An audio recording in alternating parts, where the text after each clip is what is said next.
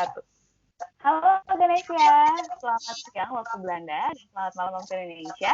Assalamualaikum warahmatullahi wabarakatuh. Salam sejahtera untuk kita semua dan Om Swastiastu. Selamat bergabung untuk kalian semua yang berada di seluruh dunia di acara Kabar Alumni Perhimpunan Pelajar Indonesia Wageningen. Senang sekali saya Suya, selaku Master of Environmental Science di Wageningen University, hari ini akan menjadi moderator dalam acara kita yang luar biasa pada siang hari ini. Dan kita juga ada kehadiran tamu yang luar biasa, narasumber kita yang luar biasa, yang juga merupakan alumni dari Wageningen University Research. Langsung aja nih kita, halo, selamat malam ya waktu Indonesia Mbak Areta. Malam Mbak Suya, halo. Halo teman-teman. Halo Mbak. Hai. Nice to meet you. Ya, nice to meet you too, Mbak. Yeah. Sebelumnya selamat Idul Fitri, mohon maaf lahir dan batin. Maaf lahir batin ya. Terima kasih loh Mbak Areta sudah menyempatkan untuk sharing nih sama teman-teman di Wageningen dan semua teman-teman yang bergabung pada acara kita. Iya, sama-sama. Teman-teman izinkan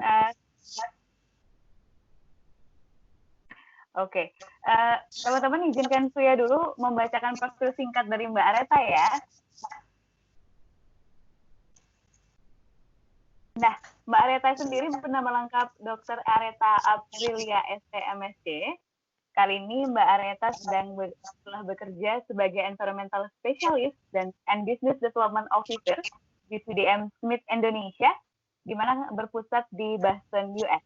Dan educational background dari Mbak Areta sendiri merupakan Bachelor of Science dari University of Diponegoro di jurusan Urban and Regional Planning. Mbak Areta juga merupakan alumni dari Wageningen University Research dalam program Urban Environmental Management. Dan Mbak Areta mendapatkan Doctor of Philosophy atau PhD-nya di Graduate School of Energy Science di Kyoto University, Jepang. Mbak Areta juga telah mendapatkan banyak sekali achievement, yang diantaranya adalah mendapatkan Green Talent 2017 Award dari German Ministry of Education and Research sebagai Most Impactful Green Leader Award Global Listing 2017. Nah, Mbak Areta juga sebagai nominee of the Most Powerful Woman by Her World Magazine and winner of Young Caring Professional Award by Marta Tilaar Cosmetics pada tahun 2013. Mbak Areta juga sebagai co-guest editor of the Supplement for Waste Management atau SAGE, reviewer of International Journal Resource Conservation and Recycling, Elsevier, Waste Management and Research dari SAGE Publishing, dan Journal of Geology and Geoscience. Mbak Areta juga sempat sebagai speaker at the Asian Development Bank Asia Clean Energy Forum 2017, dan juga telah menerbitkan 2 buku, yaitu Rahasia Sukses Berkarir Internasional, The Secret of Successful International Career in 2 edition, dan juga Woman at Work, Rahasia Kesuksesan Wanita dan Ibu Berkarir. Nah, pengalaman kerja di Mbak Areta sendiri saat ini, seperti yang sudah dikatakan tadi, Mbak Areta sedang bekerja di CDM Smith Indonesia selaku Environmental Specialist and Business Development Officer, dan juga sempat sebagai Acting Deputy Team Leader di CDM Smith, dan juga Waste Management and Energy Specialist di CDM Smith juga, dan telah berpengalaman lebih dari 15 tahun, termasuk role-nya sebagai Environmental Specialist on the Advanced Solid Waste Management, di mana proyek ini didanai oleh German Development Bank atau KfW in cooperation with the Ministry of Public Works. Wow, teman-teman boleh dong kita tepuk tangan dulu kali ya? Terima kasih. Terima kasih. Nah, itu dia profil singkat dari Mbak Areta. Boleh dong Mbak sekarang dijelasin secara singkat gimana sih Mbak dari awal sampai sekarang, gimana sih kesibukannya sekarang seperti apa? Iya, wah terima kasih untuk perkenalannya tadi Mbak Suya, very much appreciated. Pertama-tama saya mengucapkan terima kasih nih sudah diundang untuk acara PPI Wageningen. Kebetulan memang saya tuh punya soft spot lah untuk Wageningen karena bagaimanapun juga kan itu yang sudah membesarkan saya sampai sekarang seperti ini ya, alhamdulillah. Kebetulan dulu juga saya sempat aktif di PPI Wageningen, nggak tahu kalau mungkin Mbak Suya tahu atau nggak. Saya dulu jadi wakil ketua PPI Wageningen waktu saya di Wageningen dulu. Iya, jadi di situ memang saya merasakan kedekatan ya sama teman-teman sesama student dari Wageningen University, sering ketemu, sering bergaul, bahkan sampai sekarang pun juga kita masih konek-konekan lah lewat WhatsApp gitu, lewat telepon, kadang-kadang masih connect sampai sekarang. Jadi saya ucapkan terima kasih sekali lagi atas kesempatan ini. Mengenai ini latar belakang pendidikan maupun karir saya. Jadi memang awalnya saya memulai untuk mencari beasiswa itu sewaktu mungkin semester 4 atau semester 5 waktu saya kuliah S1 di Undip. Setelah itu saya kebetulan alhamdulillah dapat Nufik, kemudian saya ke Wageningen, dan di Wageningen itu saya mendapatkan begitu banyak ilmu dan juga terbuka. Pemikiran saya betul-betul terbuka bahwa ini this is the world gitu, the international world, dan benar-benar membuka cakrawala saya. Jadi pertama kali saya mendengar mengenai UNEP waktu itu, Mbak. Mungkin teman-teman ada yang tahu UNEP ya, United Nations Environment Program. Itu program PBB, program lingkungan yang cukup banyak pekerjaannya dijadikan citation untuk laporan-laporan di berbagai negara. Dari situ saya merasa, saya pengen banget nih gitu kan kerja di UNEP gitu. Pertama kalinya itu saya berpikir seperti itu ketika dosen saya di Wageningen University menyebutkan mengenai laporan, kalau nggak salah waktu itu Environmental Outlook 2003 ya, back then gitu. Kemudian saya pikir saya pengen kerja di sana. Nah, dari situ saya kemudian mendapatkan kesempatan untuk ada masa waktu internship. Kalau Mbak dan Mas juga pasti mengalami itu ya, sekitar 3-6 bulan. Sewaktu itu saya gunakan untuk apply untuk internship di UNEP Paris dan juga Bangkok, sama Nairobi waktu itu. Nah, sempat ada masalah karena kebetulan dosen wali saya bilang, kamu harusnya cuma 3 bulan aja, kemudian kamu harus ikut keprah. Nggak tahu kalau sekarang masih ada nggak itu program yang keprah. Tapi saya bilang ke beliau, ini this is what I want to do. Jadi saya pengen mendapatkan kesempatan ini, jadi 3 bulan di Perancis dan 3 bulan di Thailand. Akhirnya dari situ setelah negosiasi lumayan panjang, saya diperbolehkan untuk mengambil magang atau internship selama total 6 bulan. Dan itu kebetulan cuma saya aja yang alhamdulillah mendapatkan kesempatan itu, karena yang lain teman-teman mungkin lebih pilih keprah gitu ya. Tapi nggak apa-apa, intinya memang itu menjadi salah satu stepping stone saya untuk bisa mendapatkan posisi yang lebih permanen ketika kembali ke Asia. Nah ini kebetulan saya juga karena sudah bersuami waktu itu ya, waktu pas saya mulai kuliah di Wageningen tuh saya udah ada suami, dan suami saya sebelumnya kuliah di Arnhem, di deket kan sama Wageningen. Jadi waktu itu, tapi beliau sudah lulus duluan gitu, jadi dia udah lulus duluan, terus dia balik ke Indonesia, kita nikah. Nah terus waktu saya ke Wageningen itu beliau ikut sama saya gitu, ceritanya gitu. Makanya saya pindah dari Aster Park ke Bonseste karena self-contained. Iya, nah setelah itu, waktu pas saya selesai internship, kemudian saya selesai tesis, nah itu saya mulai mikir nih mau ngapain nih gitu kan, mau kerja di mana gitu. Nah at that same time, suami saya itu dapat beasiswa untuk S3 di Thailand gitu ceritanya. Jadi saya akhirnya yang tadinya suami ikut saya karena waktu pas saya magang di Thailand, terus akhirnya saya yang ikut suami saya karena dia dapat S3 di Thailand. Nah setelah itu saya mulai buka-buka lagi kan koneksi dengan mantan supervisor saya yang di UNEP gitu kan. Saya tanya gimana, ada kesempatan nggak gitu kan. Nah kebetulan ada lowongan waktu itu, jadi saya dikasih tahu ini ada nih posisi yang mungkin kamu tertarik gitu, kamu bisa apply gitu kan. Saya pikir oke, yaudah saya apply, terus alhamdulillah keterima gitu. Jadi saya akhirnya instead of not doing anything gitu di Thailand, saya bisa kerja di UNEP gitu dan sebagai staff gitu, alhamdulillah. Jadi selama 3 tahun kurang lebih 3 tahun saya di Thailand itu, saya kerja di UNEP.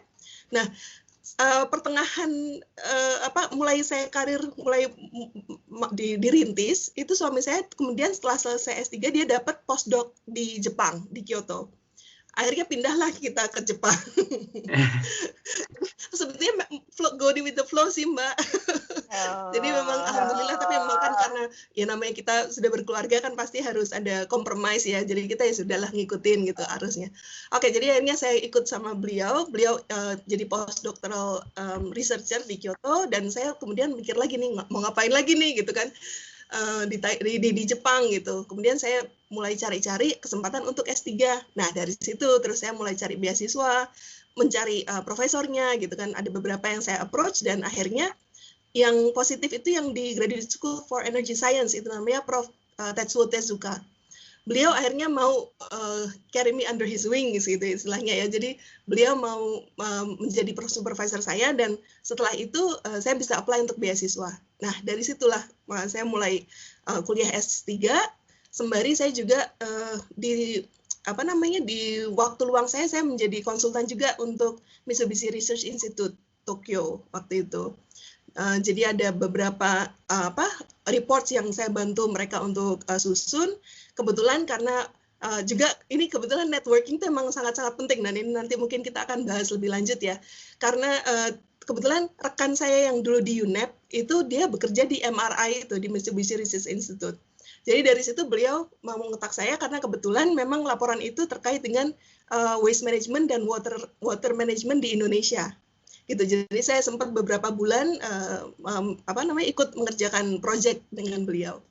Setelah itu setelah selesai, jadi belum selesai juga saya sih kuliah waktu itu 4 tahun itu, karena memang saya sambil punya anak. Jadi anak saya tuh 2, satu lahir di Bangkok, satu lahir di Kyoto. Nah, yang lahir di Kyoto ini kebetulan saya pas lagi S3 dan mau ujian gitu ya. Jadi mungkin waktu itu sempat nggak fokus gitu, jadi terpaksa agak diprolong. Jadi ya saya sempat istilahnya sabbatical lah ya, karena kan baru melahirkan, kemudian di sana juga nggak ada nanny, nggak ada pembantu gitu kan, harus saya urus semua sendiri. Jadi akhirnya kita kembali ke Indonesia, dan saya tetap mengerjakan tesis itu, disertasi itu. Kemudian saya mulai cari-cari pekerjaan juga gitu, sembari mengerjakan tesis itu kan, disertasi. Jadi saya pikir ya oke lah, sambil ngurus anak tapi juga menyelesaikan disertasi, dan juga sambil cari-cari kesempatan kerja. Dan saat itu saya juga dapat project consultancy ya di GIZ, kemudian di CDM Smith juga. Waktu itu saya juga mulainya dari konsultan sih. Tapi terus setelah saya lulus, baru saya terus full time akhirnya di CDM Smith sampai sekarang. Itu sih Mbak ceritanya. Secara singkat. Terima kasih. Menarik sih Mbak Reta. Jadi dua-duanya sama-sama balance gitu. Berumah tangga jalan, tapi tetap bisa juga berkarir ya. Menarik sih. Nanti kita bahas lebih dalam tentang ini ya Mbak ya. Siap.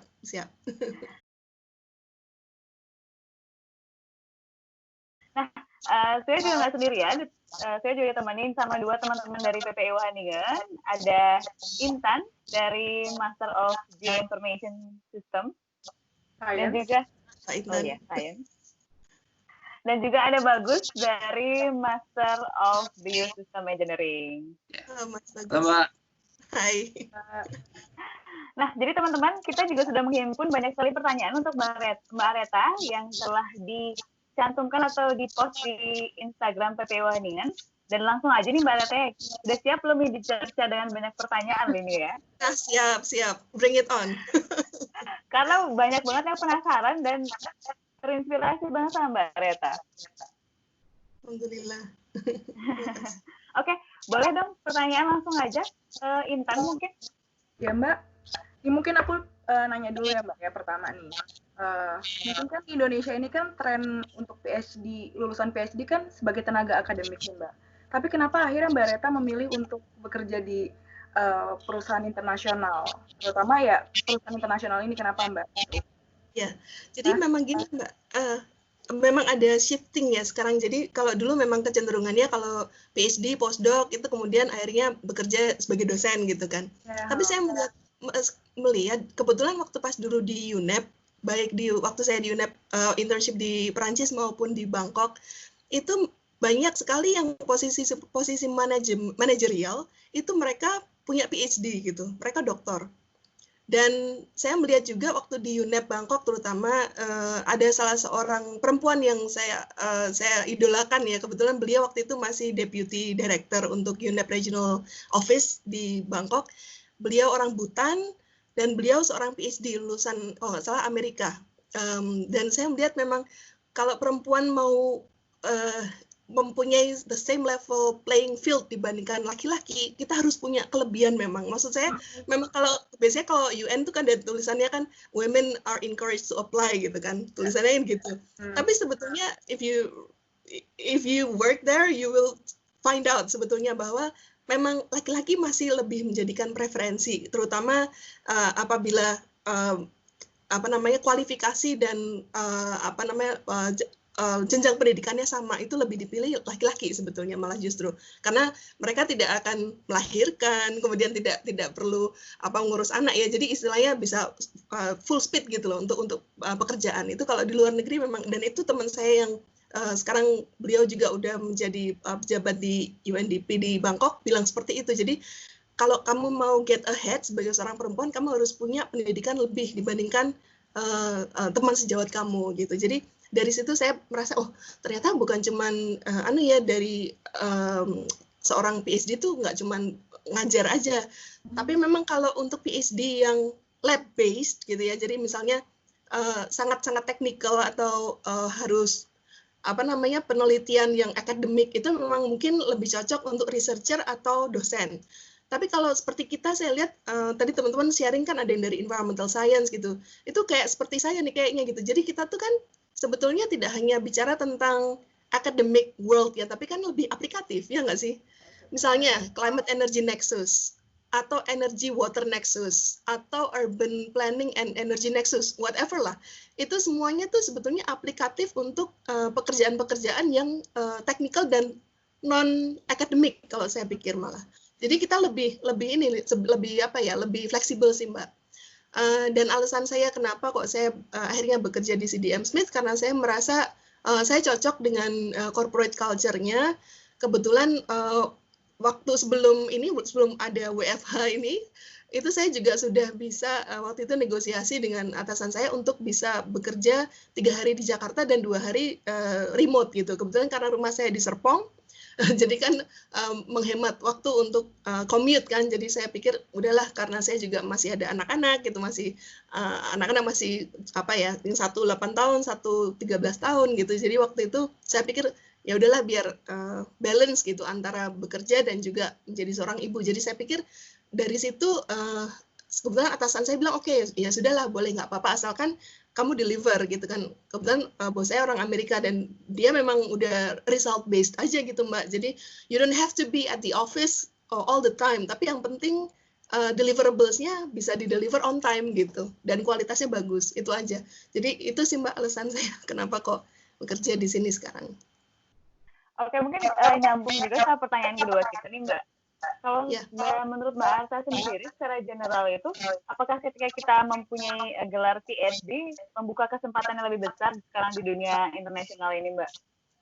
Oh iya, for sure ya. Kalau saya lihat memang sebenarnya PhD itu nggak cuma sekedar gelar aja, tapi itu menunjukkan bahwa kita mempunyai analytical skills gitu ya. Jadi memang saya melihat memang kalau secara keilmuan, saya memang belajar tentang energi, kemudian renewable energy gitu ya dari Kyoto University. Cuman di dunia kerja sebetulnya mungkin nanti dirasakan oleh Mbak dan Mas nanti ketika bekerja itu sebenarnya teori-teori itu juga tidak semuanya akan di-apply gitu. Tapi yang diperlukan adalah justru soft skills-nya gitu. Bagaimana kita memanage suatu project. Kalau misalnya nanti disertasi kan kita semacam project yang kita harus bisa kelola sendiri, kemudian mencari surveyor dan sebagainya. Itu kan berarti soft skills terkait manajerial itu kita dapat. Kemudian analytical skills juga kita dapat. Kemudian coordination dengan orang asing juga kita dapat, karena kita ada, kebetulan kalau PhD di luar negeri kita kan pasti akan berinteraksi dengan orang-orang dari berbagai culture gitu ya, dari berbagai ras dan berbagai budaya. Dan itu yang buat saya, dan kebetulan memang saya rasakan itu menjadi poin bagi kita ketika kita mendapatkan kesempatan atau gelar S2 dan S3 gitu, terutama kalau di luar negeri. Itu sih Mbak. Dan memang kalau dari skala remunerasinya juga dia akan dipertimbangkan gitu. Ketika kita lulusan S3, S2 itu S1 gitu, itu kan ada jenjang-jenjangnya kan berbeda. Dan kira-kira itu sih Mbak. Mungkin Oke. Ya, dipersilakan bagus. Iya, mungkin aku juga tertarik banget dengan yang namanya soft skill dan juga mentalitas dan skill lainnya di luar hard skill atau analisis skill yang kita dapat dari kampus. Nah, dengan banyaknya pengalaman Mbak Aretha sendiri, gimana sih kita bisa mempersiapkan diri kita untuk dunia kerja nantinya dalam hal soft skill dan juga mentalitas? Mungkin itu yang bisa saya tanya. Iya Mas. Sebetulnya salah satunya ketika Mbak dan Mas sudah aktif di PPI Wageningen itu suatu stepping stone yang bagus menurut saya. Ketika saya juga kebetulan dulu juga menjadi pengurus PPI, saya mendapatkan kesempatan untuk berorganisasi, kemudian negosiasi, diplomasi, itu saya dapatkannya malah dari PPI loh justru. Nah, tapi kalau di perkuliahan tentu saja juga ya, karena kita kan ada namanya group work gitu kan, ada semacam studio work gitu yang dimana kita harus berinteraksi dengan orang banyak. Tapi kalau yang lain selain itu saya pikir mungkin bisa dipelajarin mungkin juga dengan buku-buku manajemen gitu Mas. Kita bisa belajar banyak dari situ. Kemudian kalau sekarang tuh justru malah serba terbuka ya gitu, di YouTube pun juga banyak sekali informasi-informasi mengenai soft skills development. Kemudian kursus-kursus online semacam itu. Cuman kalau saya pikir soft skills itu juga kita bisa mendapatkannya ketika kalau kita baru mau mulai bekerja ya, melalui internship itu justru juga akan membuat soft skills itu juga akan meningkat, saya lihat. Dan selain juga itu it's very good for your networking, karena once you get in, you will be able to stay in gitu, kalau saya pikir gitu. Karena ketika kita sudah masuk ke dalam, kita akan bisa menunjukkan sebenarnya ini loh performance kita tuh seperti ini gitu. Jadi nggak cuman kita akan reporting ke direct supervisor, tapi supervisor itu pasti akan ngomong juga ke yang lain. Misalkan kita nanti mau masuk ke departemen yang lain, itu pasti udah viral gitu loh istilahnya. Kalau misalnya you're doing good in one company, it will be viral, dan itu akan membuat kita akan lebih mudah untuk masuk ke dalam gitu sih. Sama kalau yang lain mungkin soft skills-nya juga terkait dengan menulis ya Mas ya. Jadi kalau kan penulisan report gitu kan, itu kan kita perlu untuk menulis dalam bahasa Inggris yang technical gitu. Itu rahasianya itu banyak baca jurnal gitu misalnya, atau banyak baca artikel yang dalam bahasa Inggris misalnya, seperti itu. Gitu sih Mas. Terima kasih Mbak. Sama-sama. Nah, untuk saya ini kayak karena Intan nih Mbak sebentar lagi lulus. Punya pertanyaan nih untuk khusus Mbak Aretha buat kita yang mau lulus. Jadi sebenarnya ini Mbak kayak penasaran aja sih Mbak, kan mungkin abis lulus nih mau langsung apply lah perusahaan internasional. Nah, apa sih sebenarnya yang diharapkan dari perusahaan internasional itu sendiri? Mungkin selain tadi soft skill yang harus diasah yang tadi Mbak Aretha bilang, ada nggak sih kayak spesifikasi yang benar-benar tuh ini loh yang ekspektasi dari mereka tuh seperti ini kayak gitu Mbak? Kan ini khususnya untuk lulusan master ya? Lulusan master khususnya Mbak. Iya. Teman-teman yang baru mau lulus tahun ini nih Mbak. Selamat ya, selamat in advance. Belum Mbak. Amin. Defense belum? Udah Mbak, defense tinggal internship aja nih Mbak. Tinggal ya, selamat. Memang kalau untuk itu terkait dengan itu ya, masing-masing ekspektasi masing-masing company atau institusi itu beda-beda. Cuman satu hal yang melekat di saya gitu, kebetulan dulu juga saya karena masih menjajaki gitu ya, kebetulan pas baru mau lulus S2 dari Wageningen tuh saya baru menjajaki dunia kerja yang sebenarnya gitu ya, di dunia internasional. Jadi saya banyak baca mengenai buku-buku karir gitu. Jadi how to navigate gitu kan, how to get into the corporate world atau to international organizations gitu. Satu hal yang melekat di saya itu adalah going the extra mile. Jadi kalau ketika kita melakukan suatu pekerjaan itu tidak hanya melakukan pekerjaan yang ekspektasi supervisor kita nih sampai C misalnya gitu. Tapi kalau bisa kita doing it more gitu, sampai E, F, G gitu. Jadi meskipun mereka tidak minta, tapi kalau kita punya inisiatif untuk melakukan lebih, itu mereka akan ingat terus gitu. Dan memang selama ini dari ketika saya internship di UNEP itu saya tetap mengaplikasikan itu, Mbak. Dan itu memang satu hal yang menurut saya powerful sih gitu ya, untuk membuat mungkin suatu company atau institusi itu merasa puas dengan performa kita. Jadi itu sih, Mbak. Karena kita beyond the expectation ya, Mbak ya. Iya, betul, beyond expectation. Nah, buat teman-teman penting nih yang perlu dicatat bahwa kita untuk salah satu kunci sukses dari Mbak Areta adalah going the extra miles ya, beyond the expectation. Luar biasa. Nah, tadi kita udah melihat sisi-sisi sukses dari Mbak Areta nih. Kok kita juga pengen tahu, Mbak, apakah Mbak Areta ini pernah mengalami kegagalan? Kalau boleh cerita dong, Mbak, gimana menghadapinya, terus gimana memotivasi diri kembali untuk bangkit kembali, Mbak? Iya. Satu hal yang mungkin saya ingat terkait kegagalan itu ketika saya setelah melahirkan anak saya yang kedua di Kyoto itu, yang tadi saya sudah sempat ceritakan, kan sebetulnya saya masih harus menyelesaikan defense S3 gitu ya. Saya sudah sempat defense waktu itu gitu, saya sudah sempat defense, saya sudah sempat memprestasikan hasil temuan-temuan saya, tapi kemudian saat itu mungkin karena saya kurang fokus ya waktu itu, karena yang namanya hamil, mungkin nanti mbak-mbak akan merasakan, udah punya anak belum nih? Belum, Mbak, belum. You become more stupid when you're hamil kadang-kadang, maksudnya bukan gitu ya, tapi kadang ada fuzzy mind gitu kan, nggak fokus gitu, yang namanya orang hamil gitu kan pasti merasakan days yang off gitu. Jadi memang waktu itu saya nggak terlalu 100% fokus waktu untuk defense gitu. Jadi secara substansi mungkin ada beberapa kelemahan yang kemudian di point out sama dosen profesor yang menjadi profesor yang bukan supervisor saya tapi promotor saya. Ada satu orang profesor yang sangat kritikal dan menunjuk gitu, kenapa ini hasilnya seperti ini, kenapa ini seperti ini. Dan akhirnya saya gagal yang di defense yang pertama waktu itu, sadly.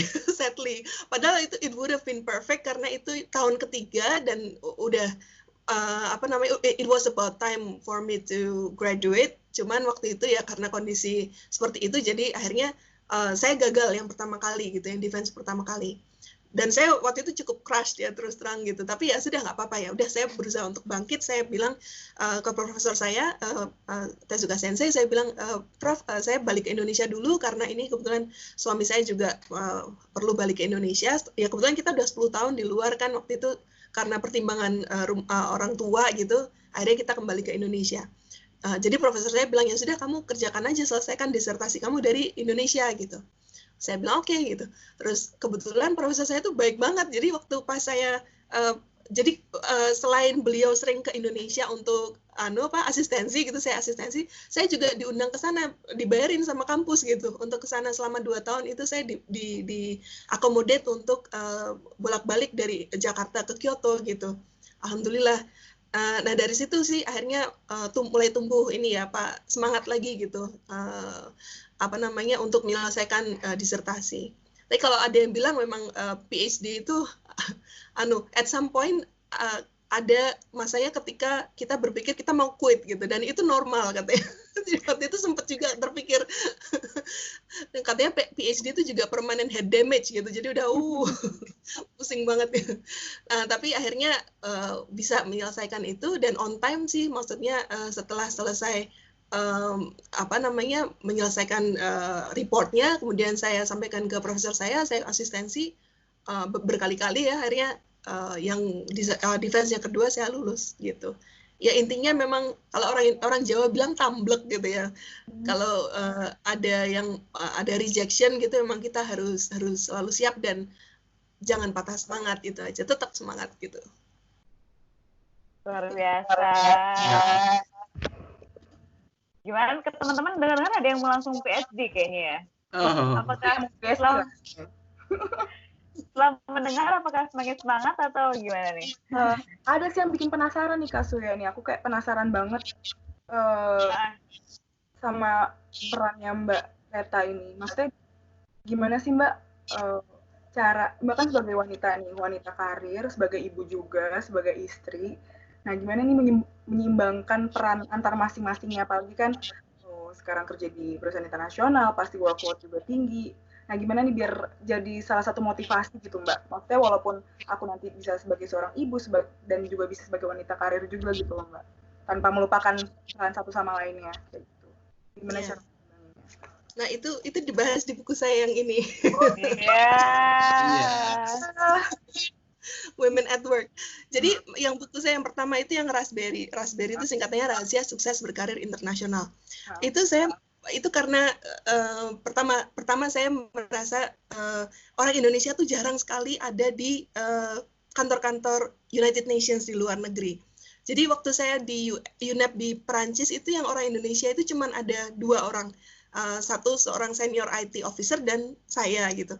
Nah, dari situ saya terus pengen gimana nih caranya supaya banyak orang Indonesia nih mau ke luar negeri, kemudian mau apply untuk pekerjaan di institusi atau perusahaan internasional. Dari situ saya nulis buku Raspberry. Nah, yang kedua ini setelah saya ada di Kyoto dan mendapatkan enlightenment gitu istilahnya, karena kebetulan di sana saya bertemu dengan banyak sekali muslimah dari berbagai negara termasuk Indonesia, dan mengembalikan saya kepada posisi bahwa sebetulnya at the end of the day kita sebagai perempuan itu juga sebagai istri dan seorang ibu itu kodrat kita tuh emang seperti itu gitu. Tetap kita nggak bisa gitu kalau terus harus merubah posisi kita sebagai breadwinner dan kalau breadwinner oke, tapi tetap posisi kita tuh sebagai seorang istri dan seorang ibu. Jadi itu yang pertama justru. Dan yang kedua yang suami saya tekankan dan juga saya setuju sebetulnya ridho suami gitu. Jadi kalau suami ridho dan memberikan izin itu insya Allah akan dipermudah semuanya, Mbak. Insya Allah. Ya, Mbak.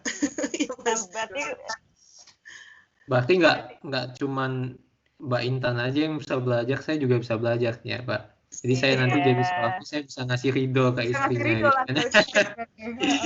Sama-sama sukses, wah luar biasa banget. Nah, benar. Iya. Tapi Mbak Reta susah nggak sih Mbak pas lagi menjalani apalagi pas dulu PhD terus jadi seorang ibu juga pas lagi di Jepang kan, itu gimana tuh Mbak biar balance gitu Mbak, caranya Mbak menyiasatinya gitu? Ya, kalau teman-teman saya bilang dulu, kamu kok bisa sih di Jepang tuh kan pasti supervisor kamu ini kan workaholic gitu, jadi pasti sukanya nyuruh kamu untuk bekerja sampai malam gitu, terus berangkat pagi gitu. Tapi alhamdulillah ketika saya di sana mendapatkan profesor yang sangat-sangat family man gitu Mbak, dan itu semua mungkin karena kekuatan doa, mungkin termasuk kekuatan doa dari orang tua gitu ya untuk anaknya gitu. Jadi saya merasa alhamdulillah mudah sekali. Jadi ketika di sana saya malah justru heran gitu, karena profesor saya tuh kadang suka ngecek gitu kan di lab gitu kan, lagi siapa aja yang datang, siapa yang nggak ada gitu kan. Setiap kali jam 5 sore atau even 4:30 tuh dia malah nanya, kamu ngapain di sini gitu. Loh, ini ngerjain paper sensei gitu kan. Loh, udah pulang. Loh, itu kan anakmu kan harus dari Hoikuen gitu. Hoikuen tuh kayak playgroup gitu kan. Oh iya sensei, akhirnya saya jemput dia gitu. Nah itu sih saya merasa memang kebetulan support sistemnya itu alhamdulillah mendukung, dan terutama juga support sistem dari suami sih, kebetulan karena suami saya juga orangnya suportif ya, jadi sangat mendukung ketika kita masih di Jepang pun, karena kan jelas di sana tuh kan nggak ada pembantu, nggak ada sopir, nggak ada nanny gitu, jadi semua dikerjakan sendiri. Jadi beliau juga tidak malu-malu untuk membantu saya dalam pekerjaan rumah tangga gitu. Jadi istilahnya kita teamwork gitu Mbak. Misalnya dia pagi-pagi nganter anak saya gitu pakai sepeda, kan di sana kan juga serba sepeda gitu kan, kayak di Belanda lah gitu. Jadi nganter ke sekolahnya, kemudian nanti pulangnya gantian saya yang jemput gitu misalnya. Jadi ada pembagian tugas yang kita bisa tentukan antara suami istri itu. Jadi setelah kita bisa agree on the assignments gitu, udah akhirnya mengalir aja gitu. Ya, jadi ya alhamdulillah. Insya Allah nanti Mbak juga akan mengalami ini. Udah pada nikah belum nih? Belum, Mbak. Belum, Mbak. Ya. Lanjut curhat kayaknya ya abis ini ya. Bagus, catatan juga nih buat Bagus berarti biar support istri ya. Iya, harus Jadi support jadi istri. suami yang suportif loh. Iya, harus kayaknya. Iya. Nah, boleh dong Bagus pertanyaan selanjutnya tentang daily routine ya? Iya, mungkin juga apalagi kan kita ya Mbak ya yang baru datang Februari kemarin, yang baru banget beradaptasi gitu ya. Dalam waktu sebulan baru beradaptasi, tapi setelah udah coba beradaptasi, rutinitasnya berubah. Rutinitasnya langsung kacau. Gimana sih? Mungkin rutinitas sehari-hari Mbak, mungkin Mbak bisa kasih contoh rutinitas sehari-hari di kantor dalam bekerja, dan gimana bisa tetap termotivasi dengan adanya rutinitas ini. Karena sekarang saya sendiri ngerasa dengan adanya WFH ini sangat sulit untuk jadwal dan untuk bisa mengikuti rutinitas tertentu. Mungkin Mbak bisa sharing sedikit dengan kita. Iya, kalau saya daily routine itu pertama kali dimulai di pagi hari gitu ya, sebelum saya memulai pekerjaan, sebelum mulai mikirkan keperluan keluarga dan sebagainya. Jadi saya pertama kali bangun itu setelah sholat subuh saya pasti sempatkan diri untuk istilahnya breathing exercise gitu. Breathing exercise kalau istilahnya orang bilang meditasi, tapi sebenarnya saya lebih ke pernafasan gitu sih. Jadi supaya kita mulai hari itu dengan sesuatu yang positif gitu. Karena kalau misalkan kita bangun pagi terus langsung ngecek apa namanya berita atau medsos itu stres yang ada pasti. Nah, email, aduh dari profesor nih gitu misalnya, atau dari si bos gitu. Kan pasti memulai hari dengan stres gitu ya, dengan tidak baik. Itu saya berusaha untuk menghindari itu. Jadi saya put the mobile phone aside dan saya mulai ibadah, sholat, kemudian itu breathing exercise dan apa ya istilahnya untuk memulai hari itu dengan aura yang positif gitu. Nah baru setelah itu saya terus baru ngecek email gitu, kemudian WhatsApp atau informasi-informasi yang lainnya gitu. Kalau di kantor sendiri sih lebih banyak koordinasi gitu. Jadi dengan teman-teman kerja. Jadi kan kita punya tim gitu kan. Kita sering berdiskusi juga nih apa nih deliverable-nya. Karena kebetulan gini, saya meskipun sebagai orang nasional gitu, tapi ya ini kembali lagi nih Mas sama Mbak nih, kita diberikan kesempatan untuk kuliah di Belanda atau di luar negeri itu suatu privilege gitu. Jadi karena kita diberikan kemampuan untuk memanage tidak hanya local staff yang sesama Indonesia, tapi juga international staff. Karena di kantor saya tuh ada dua kubu nih, istilahnya bukan kubu ya, tapi ada dua kelompok gitu. Satunya international expats atau experts, dan satunya local experts gitu.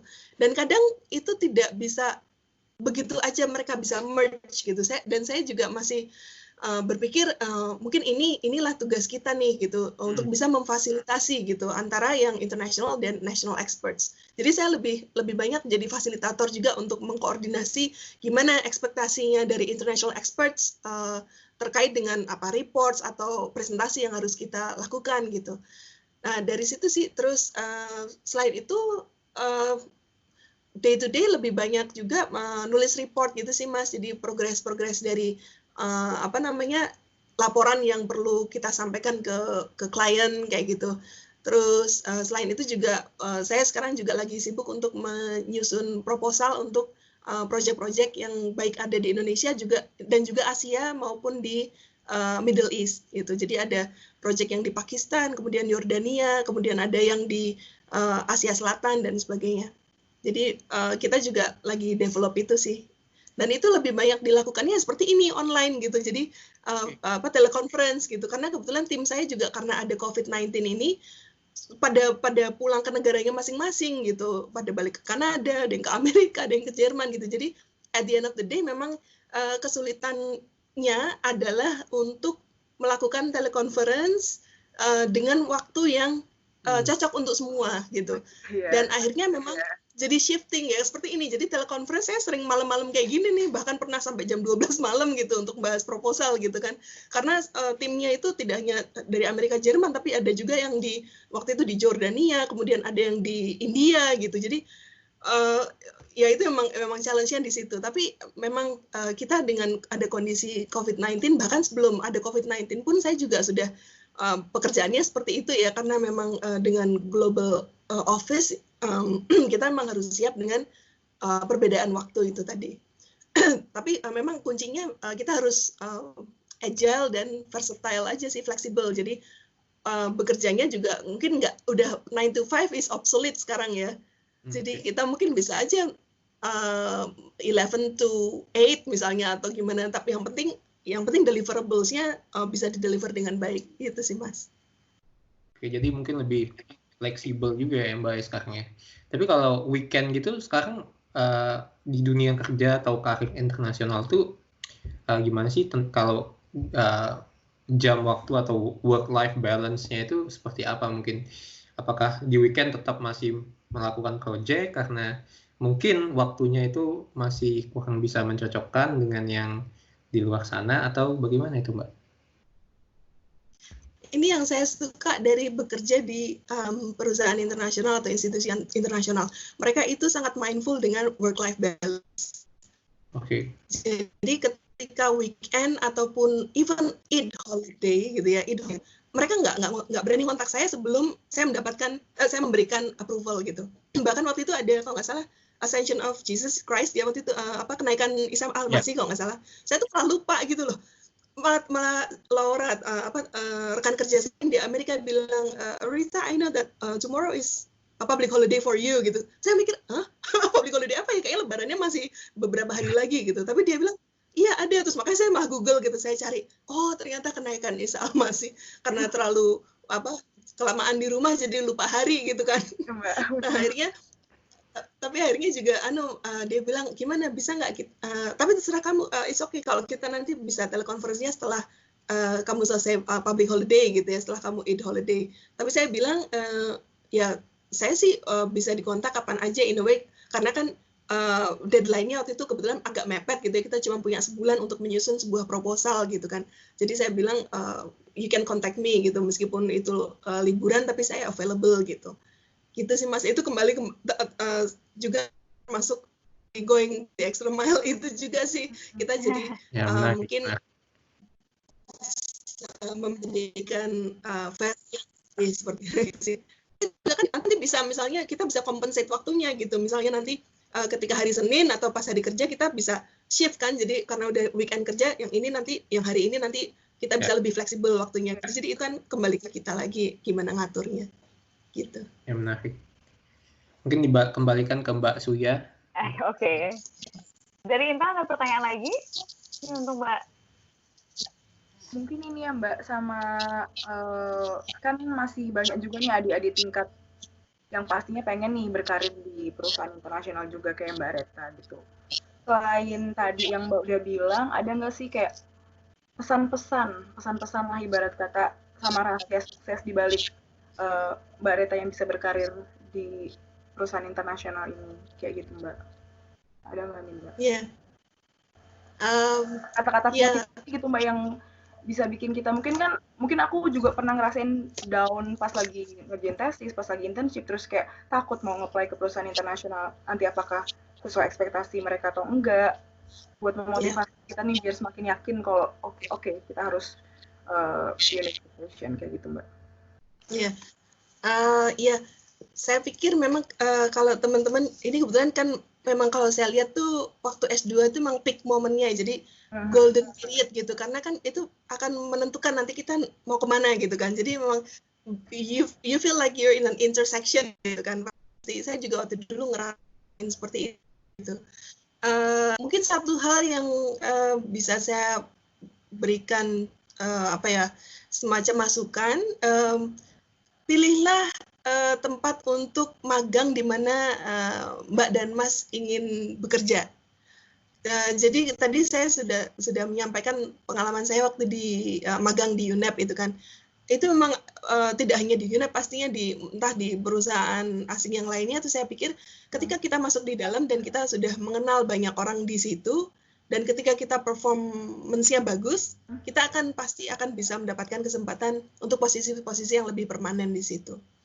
Jadi tetap semangat di situ untuk mencari kesempatannya.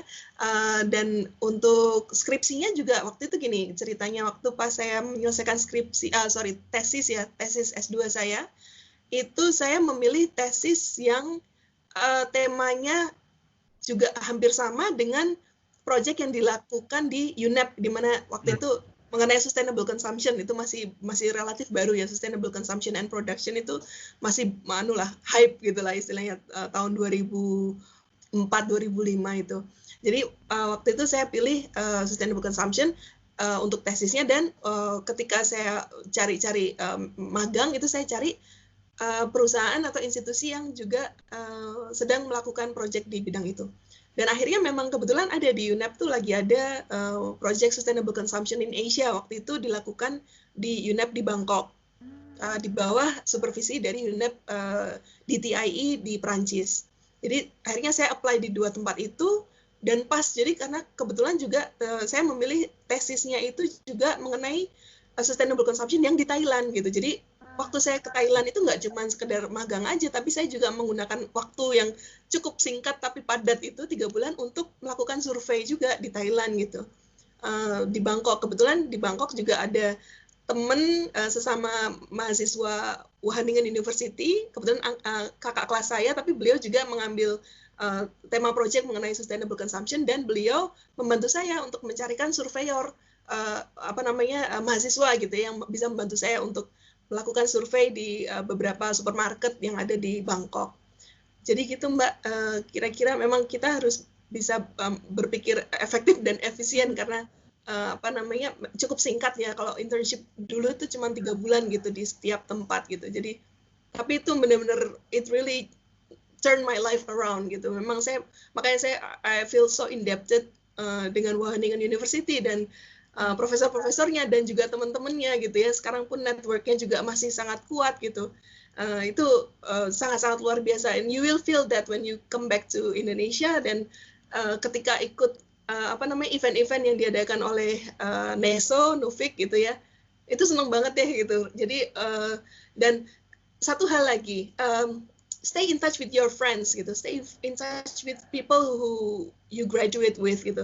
Kebetulan gini, saya kembali ke Indonesia setelah 10 tahun di luar ya, jadi saya balik ke Indonesia itu, saya ketika ketemu dengan orang yang lulusan Belanda, itu kayak ketemu teman lama gitu, meskipun kita belum pernah kenal ya. Jadi waktu itu saya ketemu sama Mas Arief yang ada di World Resource Institute, baru pertama kali kenal gitu. Tapi terus dia bilang, saya S3, S2 di Belanda gitu.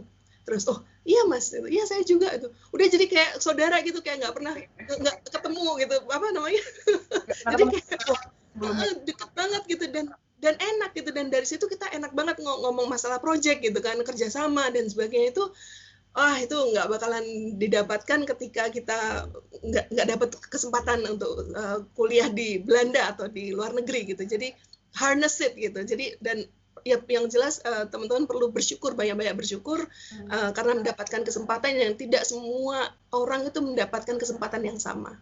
Itu sih Mbak. Oke, buat teman-teman yang perlu kita highlight tuh dari Mbak Areta bahwa dari tempat magang ya udah bisa dipikirkan, kalau bisa dari tesis ya kalau bisa disarankan, udah itu bakal buat future kita ya. Kalau bisa suatu bidang yang kita suka, emang karir yang emang kita pilih, jadi dari tesis udah dipilih dan tempat magang, dan paling penting itu networking teman-teman. Kalau kata Mbak Areta harus terus dijaga. Iya, betul. Nah, Mbak Areta, kita juga udah menghimpun pertanyaan-pertanyaan dari platform Instagram dari PPI Wageningen itu sendiri, dan ini juga beberapa teman-teman udah nanya nih beberapa pertanyaan untuk Mbak Areta. Iya. Nah, ini dari @argue_with_ego. Oke. Mas, jadi pertanyaannya mungkin udah dijelaskan, mungkin boleh Mas dijelaskan lagi kali Mbak ya. Bagaimana menciptakan rasa percaya diri untuk memulai karir internasional nih Mbak? Bagaimana sih dengan catatan bahwa karena ada perbedaan budaya, bahasa, dan peraturan-peraturan. Nah, gimana sih Mbak biar kita pede gitu di international environment? Satu hal yang membuat saya pede, terutama kalau kita bicara bekerja di institusi internasional di luar negeri gitu ya, kita itu membawa voice-nya Indonesia, kita membawa voice-nya Asia, di mana orang-orang yang bekerja di institusi internasional di luar negeri itu belum tentu tahu gimana sih sebetulnya kondisi di Indonesia yang sebenarnya. Sebagai contoh, misalnya kita bicara mengenai persampahan atau energi gitu ya, itu secara theoretical itu kan experts yang ada di luar sana gitu, international experts, itu mereka banyak tahu lah tentang teknologi yang canggih atau tentang metodologi yang tepat dan sebagainya untuk negara-negara yang lain. Tapi mereka kan nggak tahu kondisi di Indonesia itu seperti apa sesungguhnya gitu kan. Jadi misalnya budaya Indonesia yang seperti apa, atau masyarakatnya tuh seperti apa. Apakah kita udah siap untuk mengadopt teknologi yang advance atau belum. Itu orang-orang di luar sana kan nggak tahu, dan mereka harus consulting kita gitu, istilahnya mereka harus nanya ke kita, maksudnya gimana sih masyarakat Indonesia itu seperti apa, kemudian budayanya seperti apa. Nah itu yang kadang membuat saya pede dalam hal I know more than you gitu, jadi bukan sombong ya, tapi cuma supaya kita pede aja gitu, karena kadang saya merasa, terutama even sekarang saya kadang kalau menghadapi international experts yang beliau udah 60 tahun ke atas dan udah melalang buana ke Middle East, kemana ke even Irak dan Iran dan sebagainya, itu saya kadang merasa kecil gitu, jadi kayak aduh pengalamanku tuh masih sedikit gitu, karena jauh kan gap usianya kan jauh dan beliau udah kemana-mana gitu ya misalnya. Tapi tetap aja at the end of the day mereka akan tanya ke kita gitu sih, gimana kok menurut kamu ini visible nggak gitu kan dengan kondisi Indonesia. Kemudian misalnya tentang klien pun ya, klien institusi pemerintah di Indonesia misalnya, itu gimana sih sebetulnya mereka itu seperti apa sih mereka. Nah itu kan mereka pasti harus nanyanya ke kita, dan dari situ kita jadi pede, lebih percaya diri bahwa kita tuh punya value added yang mereka nggak punya, itu sih.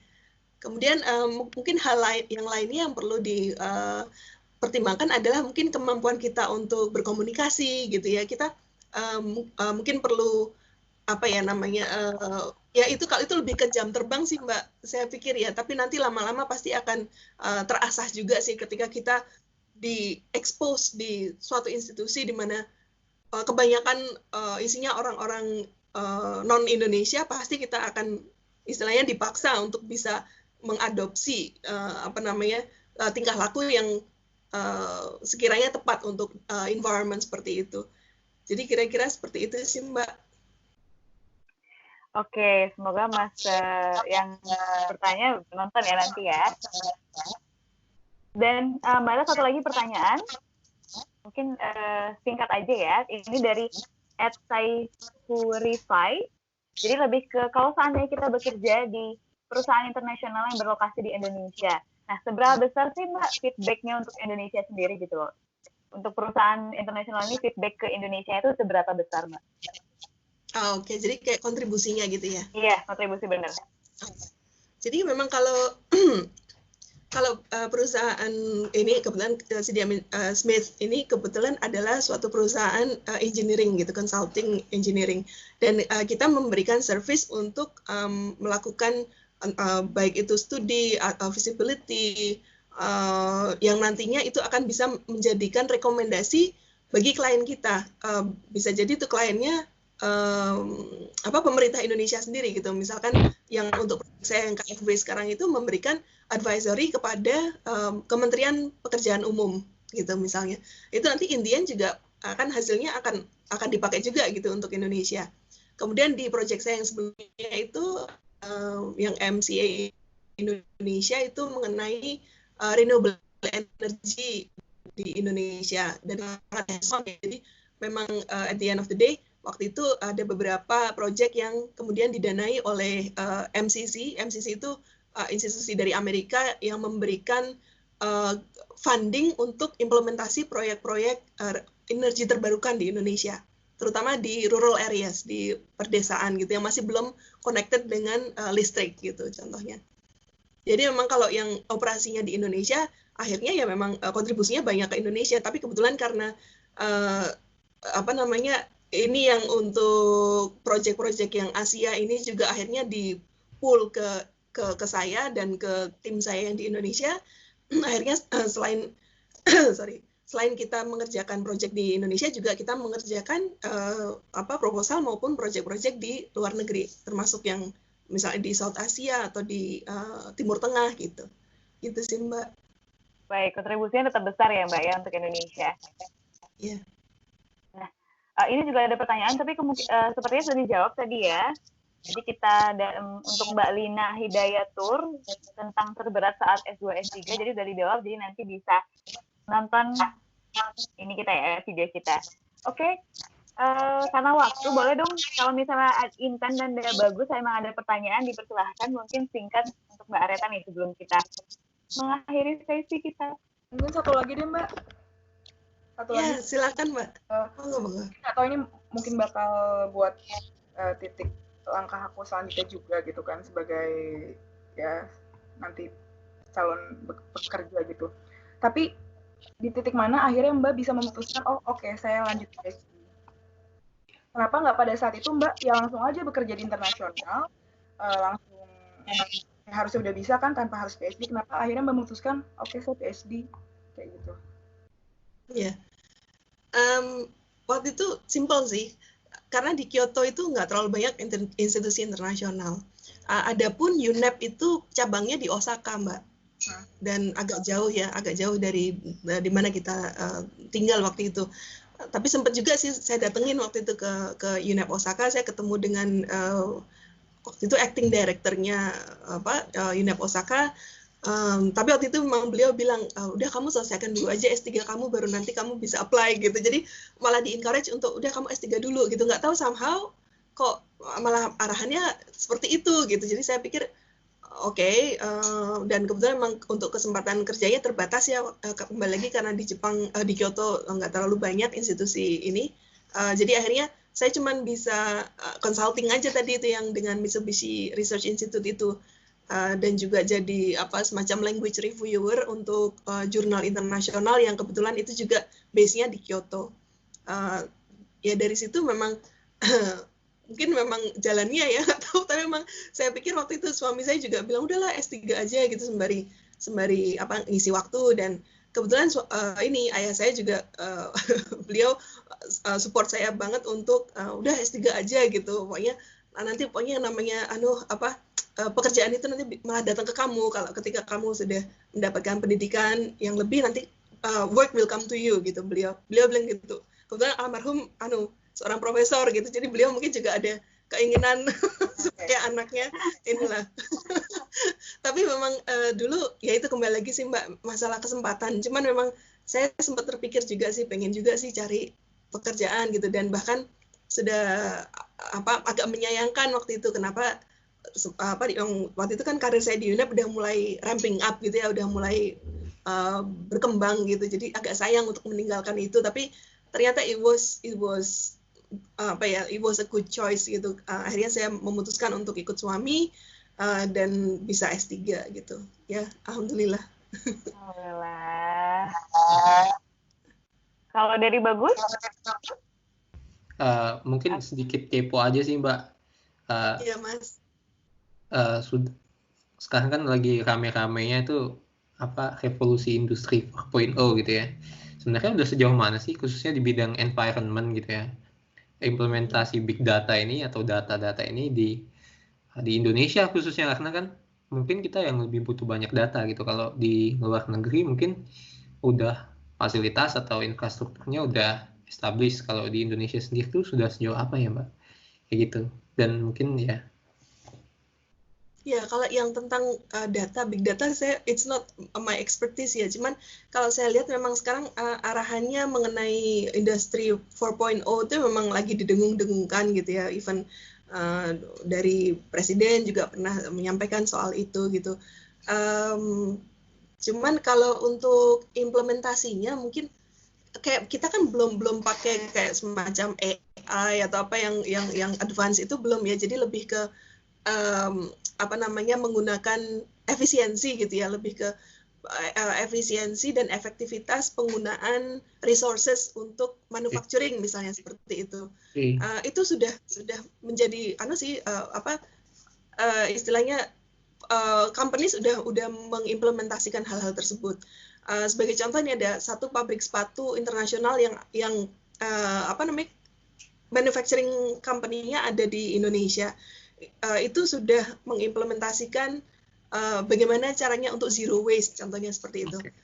Jadi dia akan memakai semua, jadi tidak menghasilkan sampah sama sekali, diusahakan seperti itu. Jadi semua remahan-remahan sisa-sisa produksi sepatu tersebut dia pakai lagi untuk membuat sepatu yang baru seperti itu. Jadi itu juga sudah jadi suatu pemikiran atau notion mengenai circular economy yang juga sudah banyak dipahami, meskipun belum terlalu advance sih, tapi sudah ke arah efisiensi dan efektivitas itu kita udah mulai gitu. Ya mungkin sedikit juga ingin pertanyaan tambahan gitu ya. Kan juga mungkin untuk dari segi pendidikan mungkin Mbak Aretha tuh udah di puncaknya, tapi kan mungkin di dalam dunia kerja sendiri apalagi mungkin Mbak terpapar di lingkungan yang sangat global gitu ya. Gimana sih untuk selalu tetap belajar gitu dari hal-hal yang mungkin dinamis banget, mungkin hal-hal baru. Nah, mungkin gimana sih Mbak sendiri itu bisa terus belajar gitu walau tidak di dalam satu lingkungan pendidikan yang formal kayak institusi atau yang lain. Gimana bisa belajar walau kita berkarir gitu ya, karena biasanya mungkin Iya Mas, saya suka ini sih ngikutin informasi-informasi yang ada di LinkedIn. Oke. Jadi saya follow institusi yang saya punya interest ya, misalnya nih International Energy Agency atau IRENA, International Renewable Energy yang ada di Abu Dhabi itu, kemudian UNEP atau UN gitu. Dari situ mereka kan sering tuh kan posting-posting mengenai laporan terbaru gitu, atau ADB, mereka kadang ada mengeluarkan informasi yang baru nih, misalnya mengenai COVID-19, tindakan post COVID-19 terkait dengan sampah medical waste contohnya gitu. Itu menurut saya itu sesuatu yang baru. Saya juga biasanya saya sebagai expertise saya lebih ke solid waste management, municipal solid waste gitu. Tapi saya mungkin belum terlalu memahami mengenai hazardous waste karena itu kan totally different thing gitu kan. Nah, itu saya banyak sekali bacaan-bacaan yang saya dapatkan dari LinkedIn. Kemudian selain itu juga memang banyak baca artikel-artikel mengenai itu ya sektor yang kita tertarik. Misalnya kalau saya tertarik tentang energi, kemudian persampahan, kemudian urban planning gitu. Jadi saya ikutin itu what is the industry buzz right now gitu kan. Terus termasuk juga bacaan misalnya ya koran jelas ya kayak dan kayak Jakarta Post gitu. Dan saya juga kebetulan seneng ini ya karena saya orangnya suka nulis gitu kan. Saya suka nulis, saya suka analisis. Jadi kadang dari informasi yang ada saya sintesakan, kemudian saya buat tulisan-tulisan menjadi opinion articles yang kemudian saya kirim ke Jakarta Post misalnya seperti itu. Jadi at the end of the day itu sebagai part of my learning juga sih sebetulnya gitu, dengan bisa menulis tuh malah jadi nyantel gitu di otak gitu, dan insya Allah mungkin orang yang membaca bisa semoga bisa mendapatkan benefit dari itu, karena mungkin kan kebanyakan artikel juga dalam bahasa Inggris dan di mana-mana ya terlalu banyak informasi justru jadi overloaded. Nah, ini saya berusaha untuk sintesakan ini untuk Indonesia nih seperti ini gitu. Banget, Mbak. Terima kasih Mas. Keren. Jadi mungkin pertanyaan terakhir sesi kita kali ini ya. Yep. Oke, teman-teman, itu dia sesi kita sangat luar biasa sama Mbak Aretha. Dan sangat menginspirasi, kalau saya pribadi sih langsung jadi kayak semangat gitu. Dan boleh dong Mbak, sebelum kita mengakhiri sesi kita pada siang hari ini dan malam hari ini di waktu Indonesia ya, closing statement Mbak, atau mungkin pesan-pesan untuk teman-teman di Wageningen kali ini atau semua teman-teman yang nonton diskusi kita.